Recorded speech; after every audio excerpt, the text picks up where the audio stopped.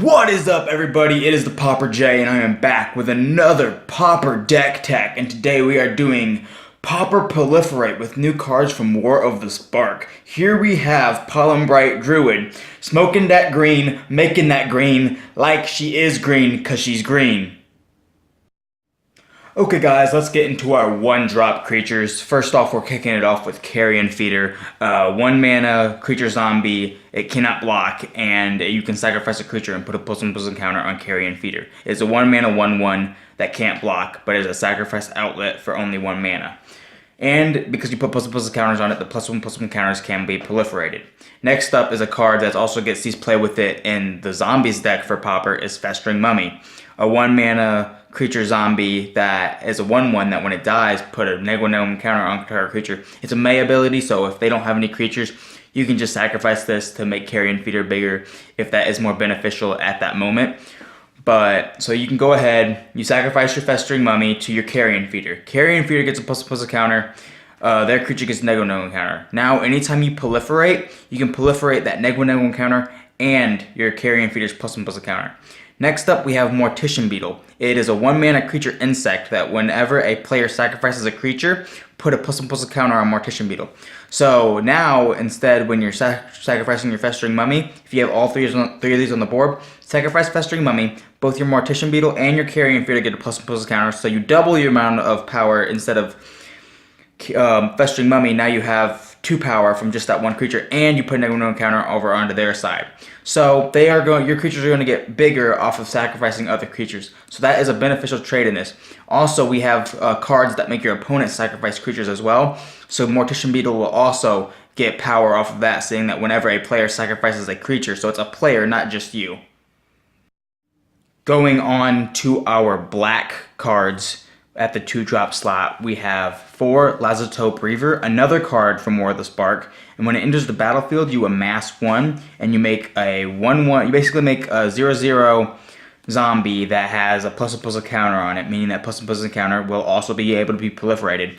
But you also get 2 bodies with this, meaning that you can just sacrifice your Lazatope Reaver onto your not your Butcher Ghoul, your Carrion Feeder, and now you have 2 creatures that have +1/+1 counters on them, so when you proliferate, you get more value. Also, when Lazatope Reaver enters the battlefield, you can move one of your counters from your spider onto it, meaning you have 3 creatures on the battlefield that now have +1/+1 counters that can be proliferated.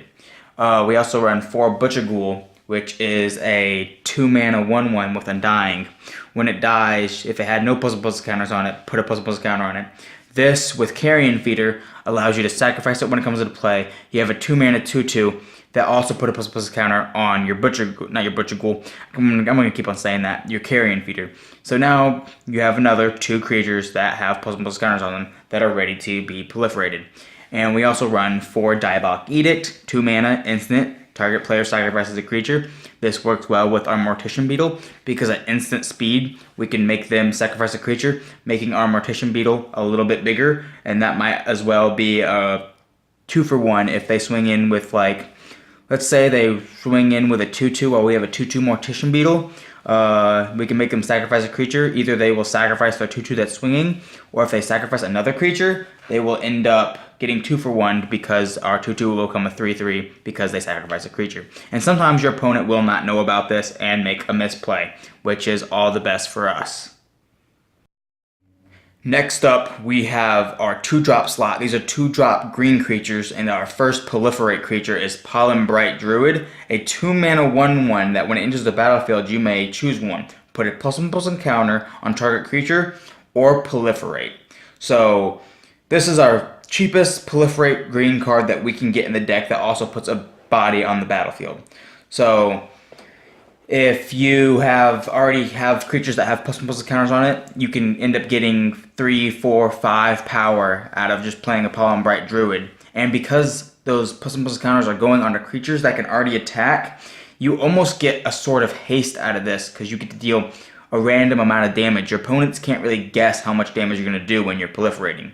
And over here we have Aquastrand Spider, a 2 mana Graft 2 Spider mutant, and it has Graph 2 is when it comes into play, it has two plus counters. Whenever another creature comes into play, you may move one of your plus counters from this creature onto it. So if you have a creature that comes into play with no plus counters, you can move only one of the, you can only move one of the plus counters, but you move one of the plus counters over to them, and now because they have a plus counter, they can also be proliferated, meaning that proliferate can get more value.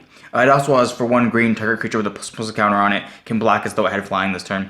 This does give us a little resiliency against things such as a Delver, or there's also some small fly. I don't know if it's Core Skyfish, I'm pretty sure that is a flyer. There's a whole bunch of other flyers in the format that it's good to just be able to block, especially because we're going to have bigger creatures that are going to have big bodies, so it's going to lock our opponent out of the game with flying.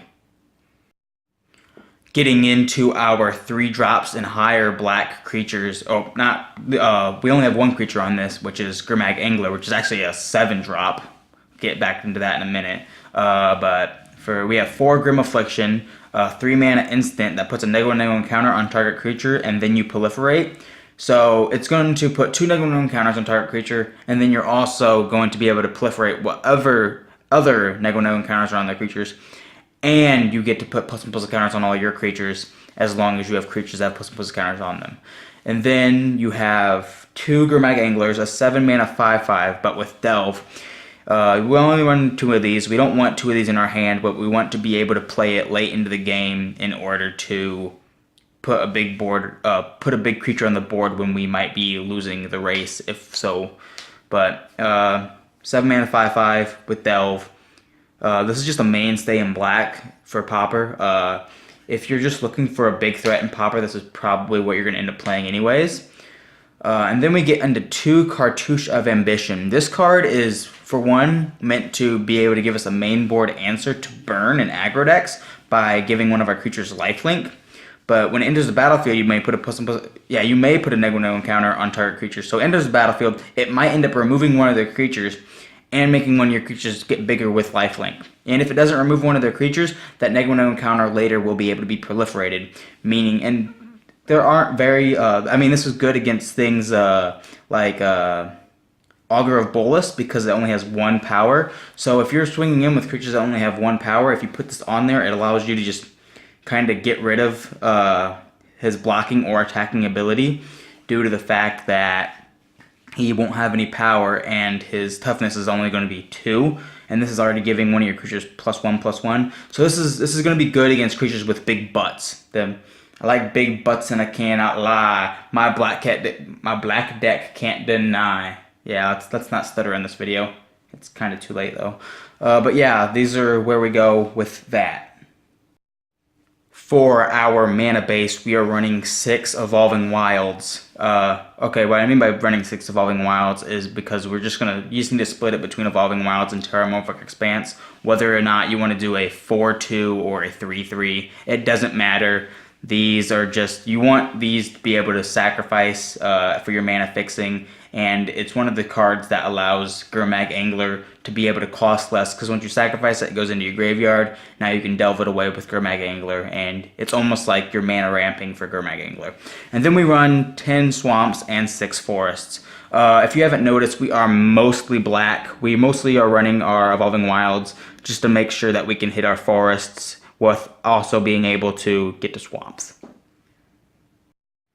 Thanks for watching, everybody. If you liked the video, go like the video. If you want to see more Pauper deck techs like this using new cards that come out in future sets, or even more ideas that I come up with along the way, hit that subscription button, leave down a comment on whether or not you are going to build this deck, or if you have any suggestions for the deck, because this was mostly just thrown together today. I kind of had a list in my mind when the cards were spoiled. Like when I was doing my spoiler video, I talked about how I was going to build this deck. I think there are some cards that I'm missing out on, or maybe 2 cards that if I put in the deck will synergize very well with the other part of my deck. I think I'm missing out on a lot of those. I know there's like the evolve mechanic that might be really good for the deck, but I do not know at this point. I will keep you guys updated. See you guys later.